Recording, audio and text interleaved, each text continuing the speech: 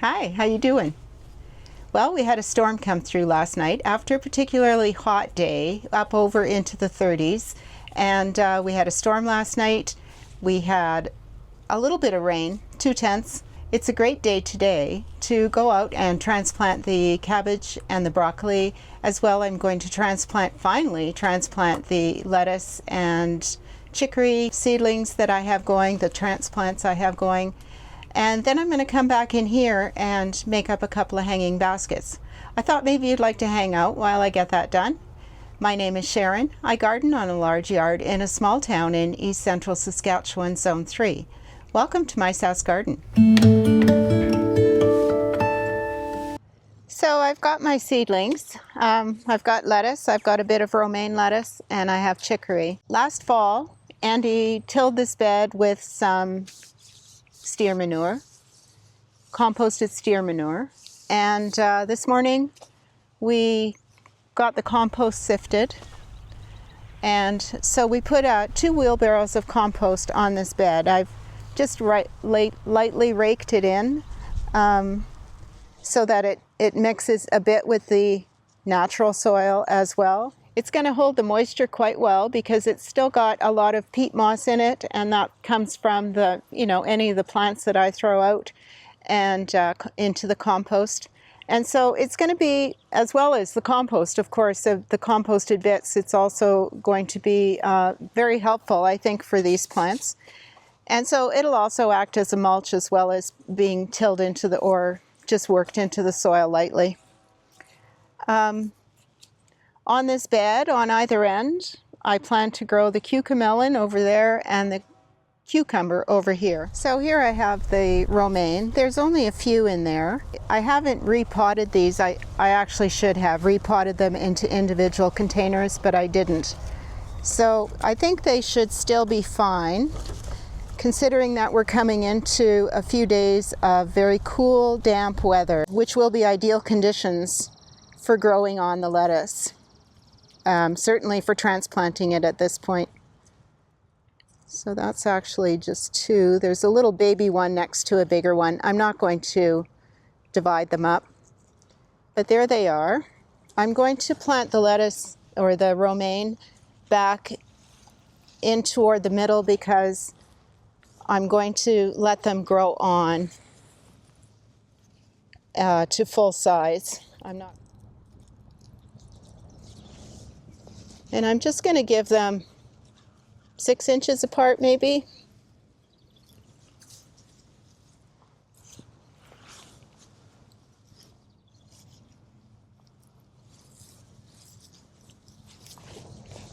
There is some moisture in this soil from the compost as well as from the rain that fell last night.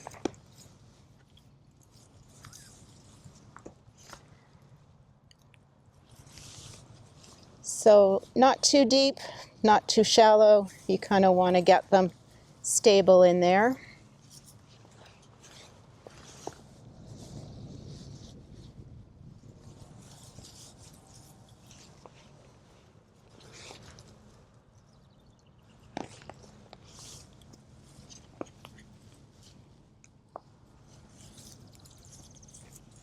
Good. 2, 4, 6, 8. I think the rest of the row I'll probably seed dill. I think perhaps that I'll transplant the lisianthus over onto that side. I think that might work pretty good. This is the butter crunch lettuce. I really like this kind. It's flavorful, and you can either leave it to go to small loose heads, or you can it'll just keep growing if you pick it. Again, I didn't transplant these into individual containers, and I probably should have, but I do have a lot in here, so I'm just going to divide them and take the biggest ones, I think. And then here is the chicory. I didn't know what to expect from this, but boy, it is sure doing good.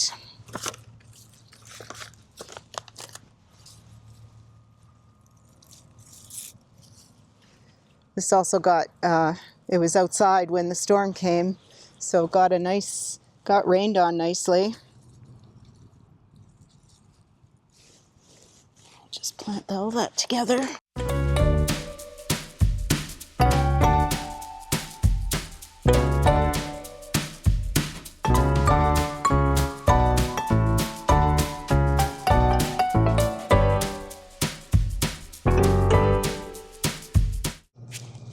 That's it, lettuce. I'm going to go ahead and transplant the lisianthus into this area here. Lisianthus in the garden can be planted apparently fairly tight. So I think that I am going to plant every 4 inches, which is just 4 fingers apart. And I've marked out 3 rows. I have 21 and 18, so I have 39 transplants. So I think I'm going to have plenty of room. That's going to actually work out fairly good.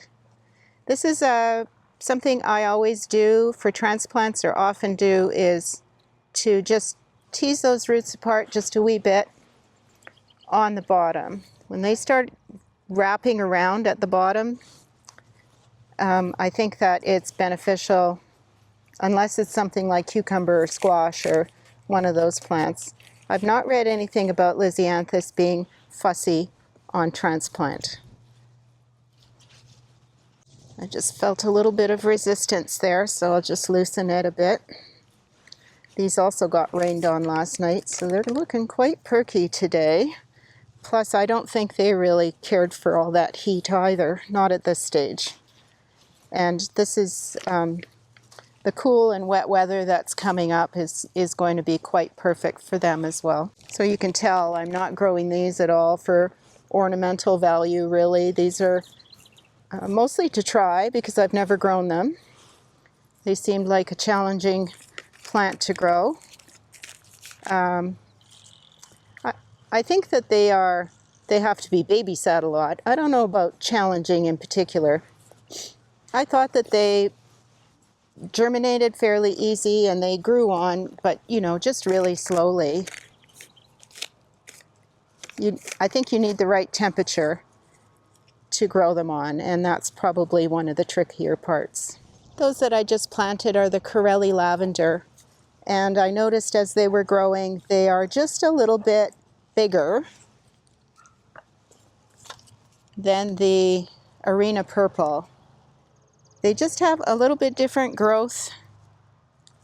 The leaf color is a little bit different. It's a little bit wider. We'll see if the blooms are any different. It seems they have about the same amount of root structure. Getting plants out of 6 packs like this, always good to squeeze the bottom a bit. Not just pull, because you'll break roots. Squeeze that bottom, loosen it up, and then it comes out quite nicely. That's for any plant, not just lisianthus. A few more to finish off, and then we'll get on to the cabbage and broccoli, which will take about as long. It won't take very long at all. Half the battle is getting the beds ready and just noticing that the chicory in particular, the one down on the end, is wilting pretty good. Even though the roots were saturated and the soil has some moisture in it, but just from the sunshine, even though they're hardened off, just that transplant, it's got a little bit of transplant shock going on. I'm going to water these just with a bucket, and I'll see if they perk up. And if they don't, what I'm going to do is pick off those leaves, and then it's easier on the roots that it's not trying to send water up to the leaves. Instead, it can just concentrate on rooting. I'm going to water that before I get onto the cabbage.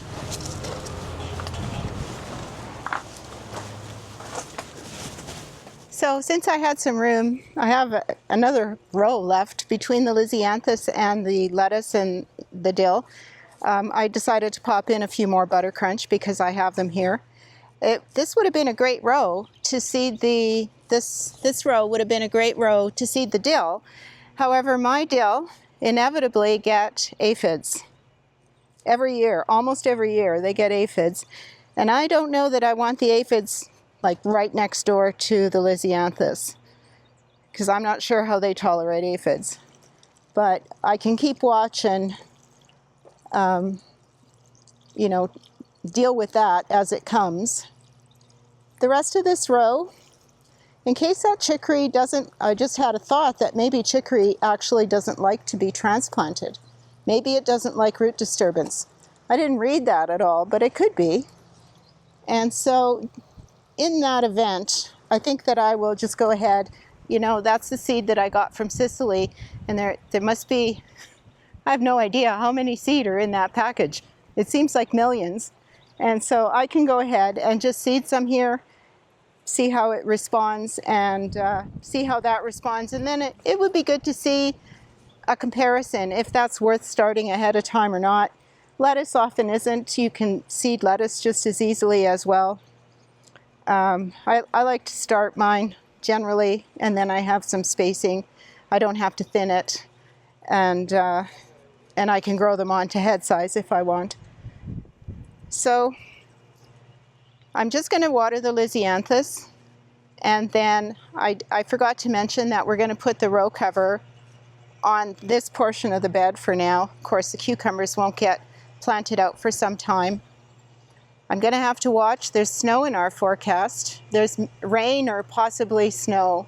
If it comes down as wet snow, I'm going to have to watch and see how the row cover is with that, and I might have to pull it off and just let the snow fall on the transplants. The other thing is with the row cover, or with the hoops and row cover on, I can cover it with blankets if it's going to get particularly cold. I see -2, -3 in the forecast, so you know, who knows. This is going to be my broccoli and cabbage bed this year. The bed is 4 foot by 12 foot, 4 feet wide, 12 feet long, and I generally can grow about a dozen cabbage and about a dozen broccoli in this bed without them being too crowded. And so I've learned from experience that when you have hoops and you use row cover or netting, it's best for the broccoli to be in the highest part of that hoop, because they grow taller than cabbage. The broccoli I have is called Chief. It didn't grow that tall for me last year. They were nice transplants last year, so I don't know if it's the variety that doesn't get that big or if it was just whatever I did last year. But I'm going to try and put 12 in a row here.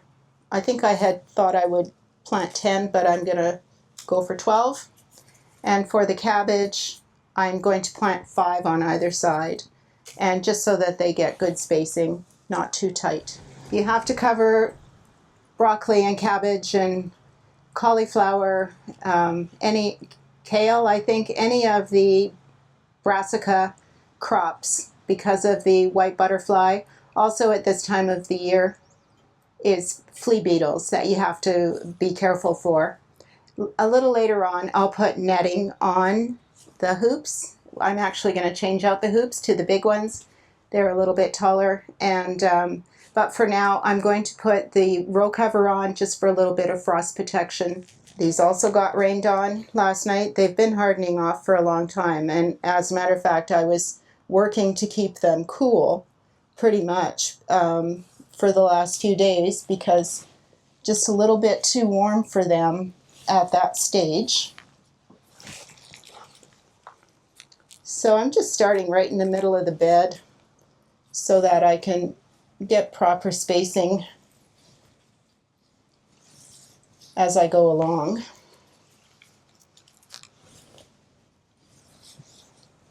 That's about probably a foot apart, maybe 10 inches.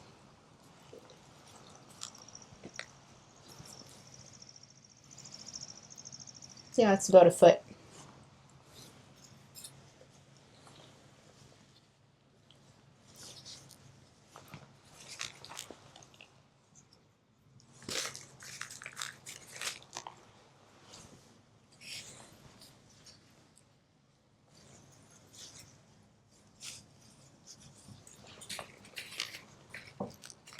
You don't want to plant them much deeper than where they are in the pot. And in mine, the seed leaves are right up just above the soil surface. For now, I'm going to plant the cabbage on this side. I'm just going to put it in the middle. I'm just going to stagger it in between. And so I think I'll plant it about there, should be good.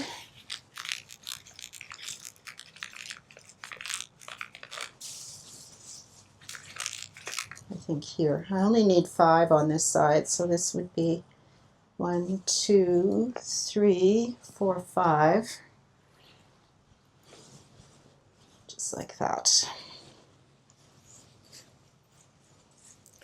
You just need to give cabbage just a little bit of room to grow. This variety is called Tierra.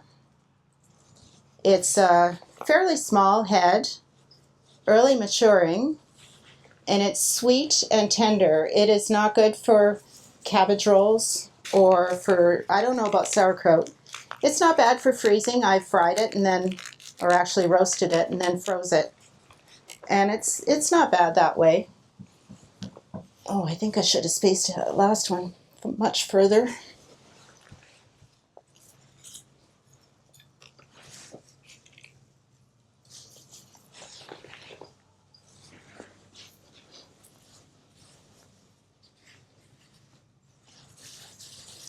I didn't amend this bed with compost. After they are settled in and it appears they're growing well, I will mulch with compost. In the past, I've mulched with straw on occasion, not always. And the times that I have mulched with straw, they get a little bit of rot at the stem, just a little too wet, stays a little too wet around the stem, I think. And when I've mulched with compost, just a top dressing, maybe an inch or two, it doesn't do that. So I think that's possibly a better route for me, because I do like to straw mulch, or I like to mulch in general. These raised beds dry out a little bit quicker, and so it's always good to think about how you're going to conserve the moisture that's in the bed. I couldn't have beds any deeper than 4 feet because it would really be a challenge to reach. So if you're thinking about raised beds, think about your reach. I reach from both sides, but the middle on a 4-foot bed is a reach for me without stepping into the bed. The other thing you want to think about if you're planting in raised beds is, and using row cover, is at the ends, it's going to tighten up back here as well. So you don't want to go right to the edges of the beds.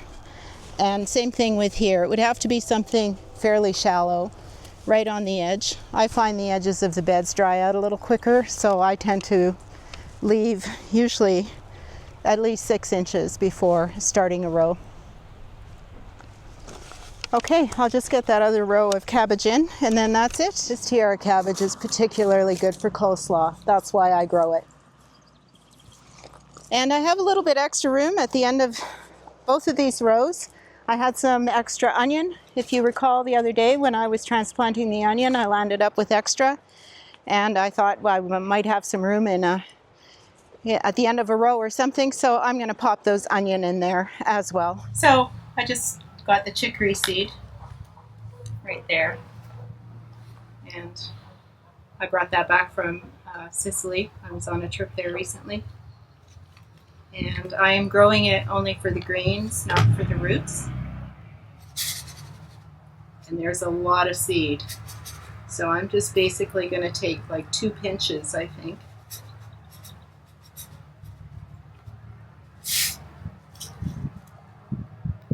So I'll call that 1 pinch. Just scatter it.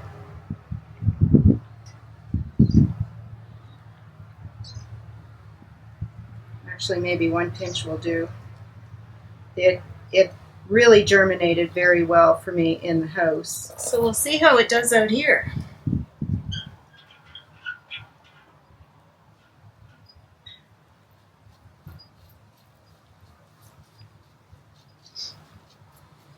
So I'll just tamp that in.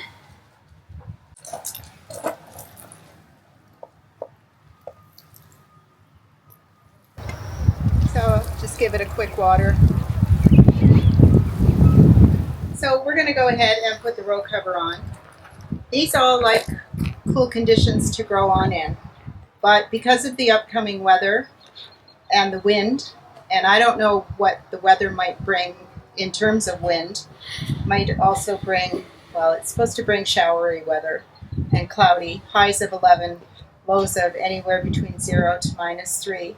They can handle that, but a bit of row cover won't hurt them. And for the cabbage and the broccoli as well, it'll help with wind, and it'll help keep any flea beetles off that might be floating around already. Yeah, so Andy's just going to put the camera down and give me a hand putting the row cover on because the wind would just, I'd be struggling with trying to put it on by myself today.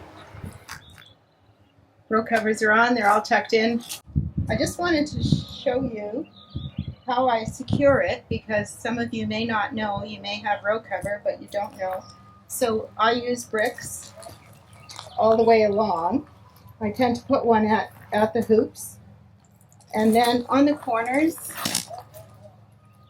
I find it best to keep everything pulled quite taut, and then the wind doesn't seem to flap it around as much. And then I just give it a few twists here and secure it with a brick. That's the best way that I have found to keep them secure. Okay, so that part's done for today. That's a job well done. And I thought I'd make up a couple of hanging baskets. I'm running out of space here. I did a little bit more shopping. I think I mentioned in the last video that I was done buying annuals, but that wasn't the case. I did land up with a few more, and yeah, it's getting a little crowded in here, and with the cold nights coming, I can't rely on putting anything outside. I'd have to pull it in for the night. So I thought, well, I can get rid of, or not get rid of, I can make up a couple of hanging baskets and hang them up and at least get it off the shelves, and then I would be able, just have a little bit more room. I like to use these cocoa lined wire baskets, but I'm sure everyone will agree that it's a challenge to keep them watered. And I've used a liner. I usually use black plastic as a liner. I know some people line them with diapers. I'd have to go buy a whole thing of diapers just to do that, so I'm not going to do that. But what I discovered last year was I have some bowls, and they are, I'm pretty sure they're dollar store bowls or, something like that. And they fit in this, I think it's a 12-inch basket, and they fit in it quite perfectly. And that's all you need. Nothing spills over, or the water doesn't spill over the edges. That was always an issue for me. When I just lined them, it always seemed like I wasn't getting even watering all the way throughout. So I do like these. I'm going to do just 2 this year, and I have 2 geraniums that are this color pink. These geraniums were from the ones that I put underneath the stairs in a paper leaf bag and left them there over the winter, and then I brought them back to life. I think it was March, maybe February. There is a video on it, and I'll link that at the end of this video. And so I bought these Calibrachoa the other day, and these are called Ombre Pink. And I think they go particularly nice with that geranium. The other thing I like about the Calibrachoa, I grew it last year, and I had it on the deck. And the deck is, the back deck gets some fierce wind. Actually, I get sort of fierce wind everywhere. But the Calibrachoa last year, through the cold and the wind and the drenching rains that we got, the Calibrachoa, the geraniums, and the bacopa didn't skip a beat. They just held their own, and they were fine. And So at the same time, I lost a lot of plants. I lost coleus and I lost sun patience. So if you're planting those this year, be aware that if we get some pretty cold weather, I'm pretty sure it was the cold more than the wind that did them in, but if we're getting cold weather, be aware of that they are particularly sensitive. So I thought these were nice. I'm going to put, I don't usually put a geranium in a hanging basket, but I will this year because I have an abundance of geraniums. And I'm going to put one of these geraniums and 3 of these Calibrachoa ombre pink. And I think they're really pretty. They have some yellow, they have yellow throats. They look like they're going to fade nicely. I quite like Calibrachoa. I think I might like them better than petunias. To start off, in my tray here, I have Pro-Mix, some coconut coir I've already moistened it. You know, it comes in a great big brick, and then you have to put it in a bucket and moisten it. You have to put in a lot of water to get the whole brick moist. I just got a little bit extra perlite, and this is potting soil. It's Co-op Gold potting soil. And so I think that for hanging baskets, it's good to have a nice light mix.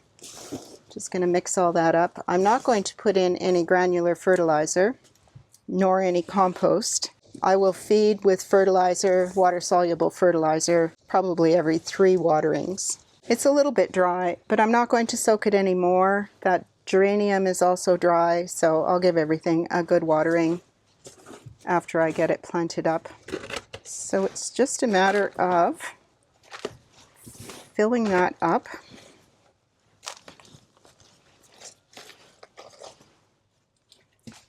And I'll take that geranium.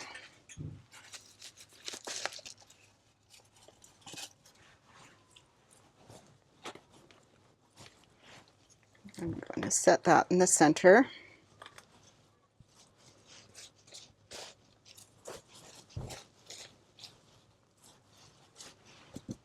And then 3 of the ombre pink. I'm just going to put them in there for now, pot and all. And I'll show you why in a second. When I plant them, and I'm putting 3 in a round basket, I like to put them at 10 o'clock, 2 o'clock, and 6 o'clock. By the time it grows up and fills out, it'll even out. So I'm just going to leave those pots in there. That seems to be fairly good depth. Just a little bit lower. And then I'm just going to put potting soil around those pots and in behind the geranium.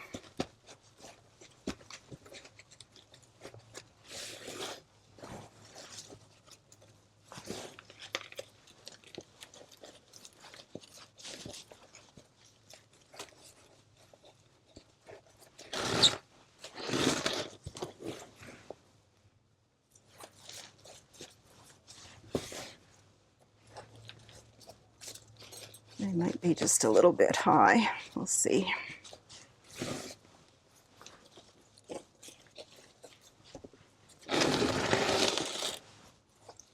Now when I pull this out, it has the exact space that I need in here just to pop that plant in.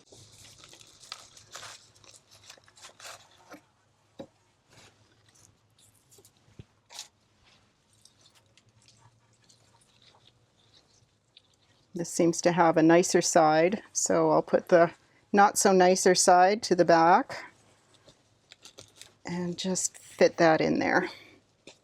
This is a good way for arranging when you're, especially larger baskets, when you're not sure where you're going to place things. You can place them this way, pot and all, fill it in. Once you decide, fill it in, and then simply take it out of the pot and pop it in there.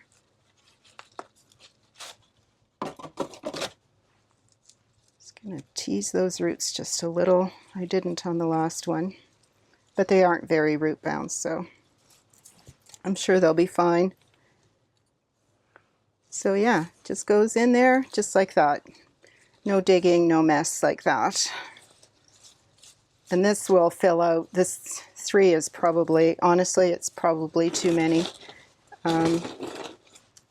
because they spread very nicely. And at the same time, Calibrachoa and geraniums would have the same kind of water requirements. This says water requirement is medium, and I found that, you know, they like to dry out a little, the same with geraniums, before being watered again. So this part on the top that's dry, that's actually pretty good for, you wouldn't want to keep it very, very moist all the time. And just pop it in there.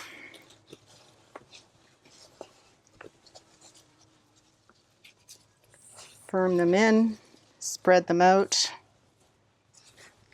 and all done. I think that should make a pretty nice hanging basket, actually. On to number 2. A little bit of soil on the bottom. This geranium's a little bit smaller. Same color though.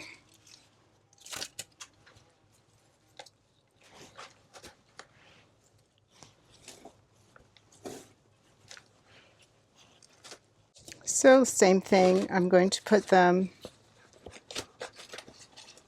at 6 and 10, be like that, and 2.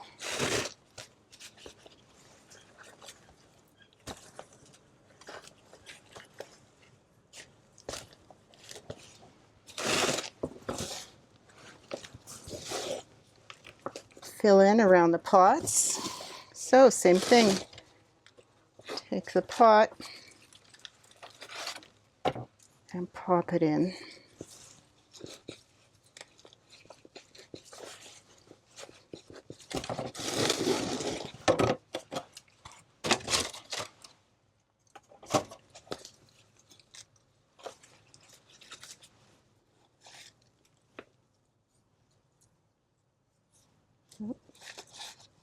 That one came apart just a little.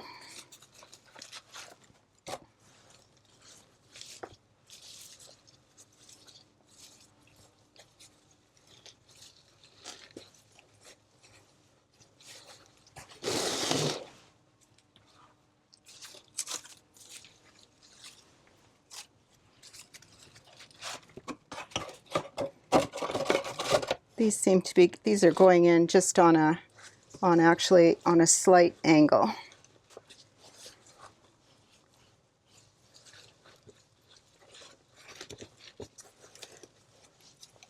And there we go. All done. All right, last thing. I was watering some tomatoes and peppers this morning, and it dawned on me that there are beginner gardeners who don't know how much to water or when to water, and I do see this question frequently asked about watering, and I think a new gardener would have a tendency to overwater rather than underwater. So I stopped watering, and I thought, well, I just wait until I'm recording to finish off.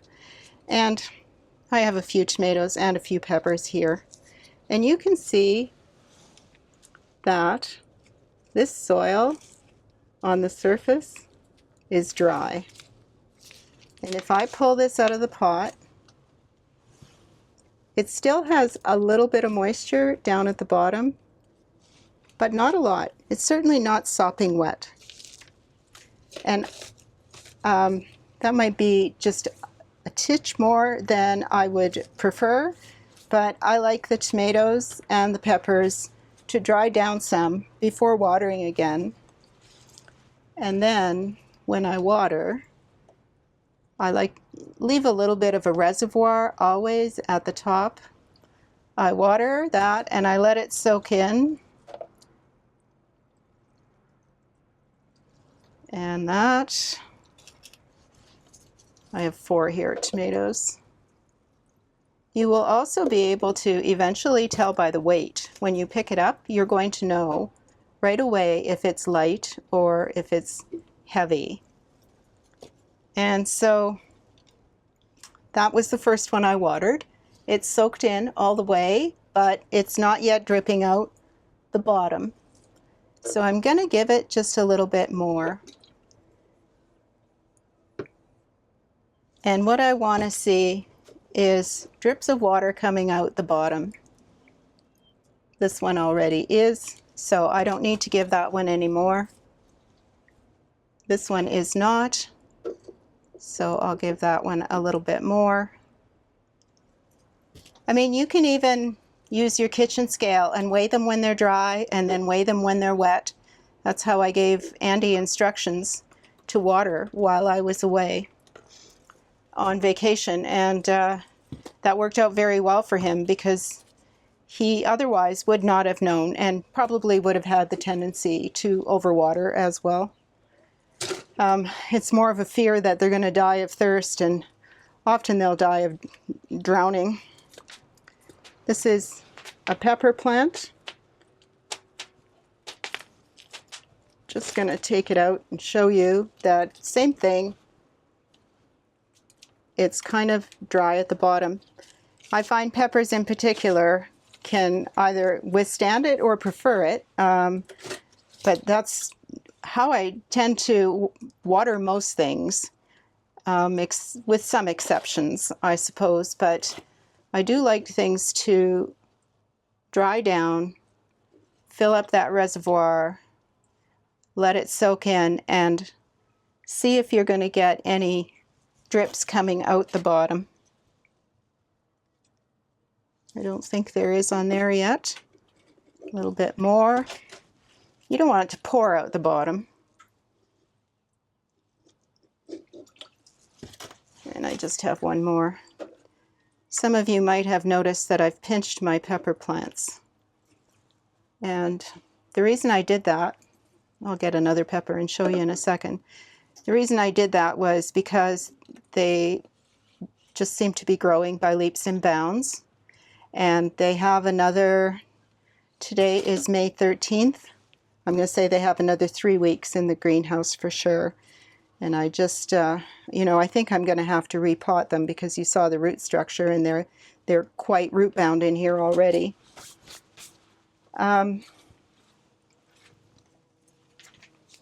Look at that, this one's dry too. I had to pinch this one the other day because I discovered aphids on the top. And instead of, and they were just clustered on the very top of just this one plant. So I pinched it off and I got rid of the aphids that way instead of treating the plant. And I knew that it would sprout more growth. And everywhere there is a leaf node, it has sprouted more growth. It has also sprouted, or not sprouted, but it's also spurred on blossoming. And you can't see it yet, but I can see in each new shoot there's blossoms forming. I'm going to pick off those blossoms as they get bigger. I don't want them to blossom until I plant them out. So for anybody who struggles with watering, that's a method that I think is probably best. They're going to tell you if they're too dry because they're going to be wilting. Like this tomato was beginning to wilt a little on the bigger leaves. That's not ideal to get it to that point. And so I'm not saying to get it to that point, but if you think that, you know, it's too dry, far too dry, but there's no wilting going on, then it probably isn't. And don't be afraid to uproot them, like you saw how I did it, to pull out the root ball and take a look and see just how moist it still is down at the bottom. And that would of course be for plants that have been in the pot for a little while, because they would then fill the cavity with roots, and it pops out in that one go. But if you just transplanted them last week, it's not going to come out that way, right? It's also not going to use water very much because it's going to have less roots in a bigger amount of soil. And so if I were to repot this one today into a bigger container, I don't have one here, I'd probably have to go to something this size. And if I were to repot that into here, then this is not going to need watering as much as this, because there's going to be more soil and it's not going to be filled with roots. I hope that made sense. That's all I have today. So thanks very much for hanging out with me today. I hope you enjoyed it. If you did, give me a thumbs up, tell your friends, and if you haven't yet, hit that subscribe button. Thanks again. See you.